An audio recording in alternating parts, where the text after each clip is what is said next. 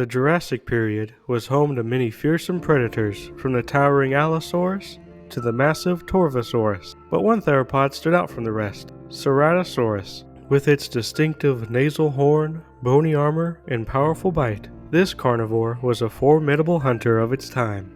Despite being overshadowed by larger competitors, Ceratosaurus had unique adaptations that set it apart. Some scientists even suggest it may have been a semi-aquatic hunter, similar to modern-day crocodiles. So what do we really know about this fascinating dinosaur? In this video, we'll explore its discovery, size, life history, evolutionary origins, and its ultimate fate to uncover the full story of this Jurassic predator. The story of Ceratosaurus begins in 1884 when renowned paleontologist Orthnell Charles Marsh described the first specimen. The fossils were found in the Morrison Formation, a vast late Jurassic fossil site in North America, particularly in Colorado and Utah. Marsh named the species Ceratosaurus nasicorneus, meaning horned lizard with a nose horn, after its most striking feature. This discovery came during the infamous Bone Wars, a period of fierce rivalry between Marsh and fellow paleontologist Edward Drinker Cope. With so many new species being named at the time, some early reconstructions of Ceratosaurus were speculative, and it was often compared to the much larger Allosaurus. However, later fossil discoveries confirmed that Ceratosaurus was a distinct predator belonging to an ancient lineage of theropods. Ceratosaurus was a medium-sized theropod, but some individuals may have been larger than originally thought. Most estimates place it around 20 to 26 feet in length and weighing between 1,100 to 2,200 pounds. However, some fossil specimens suggest that it may have reached lengths up to 30 feet long, making it one of the larger Morrison Formation predators. Its most recognizable feature was its nasal horn, a bony protrusion above its snout. While it may seem like a weapon, most paleontologists believe it was used for display rather than combat, possibly for species recognition or attracting mates. Another unique characteristic was its osteoderms, or bony plates, which lined its back. These are rare among theropods and might have served as a form of protection or display. Ceratosaurus also had an elongated skull with large, blade-like teeth, suggesting it was a specialized predator. Its bite was powerful enough to tear through flesh, and its relatively flexible jaw may have allowed it to consume a variety of prey, from small dinosaurs to fish and even carrion.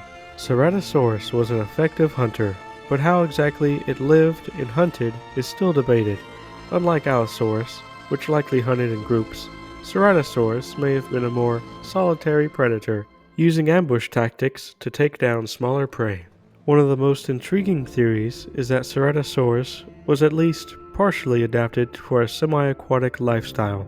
Its relatively long tail and flexible body structure resembled those of modern crocodiles, leading some paleontologists to propose that it hunted in rivers and lakes. Fossil evidence supports this idea, as many Ceratosaurus remains have been found in areas that were once river environments. This suggests that while it may have hunted small dinosaurs on land, it also had a diet that included fish and other aquatic creatures. However, despite these adaptations, Ceratosaurus had to compete with other large predators. The Morrison Formation was also home to Allosaurus and Torvosaurus, both of which were larger and more powerful. This may explain why Ceratosaurus occupied a different ecological niche, focusing on smaller prey rather than directly competing with these giant theropods. Ceratosaurus belonged to the family Ceratosauridae, one of the oldest groups of theropod dinosaurs.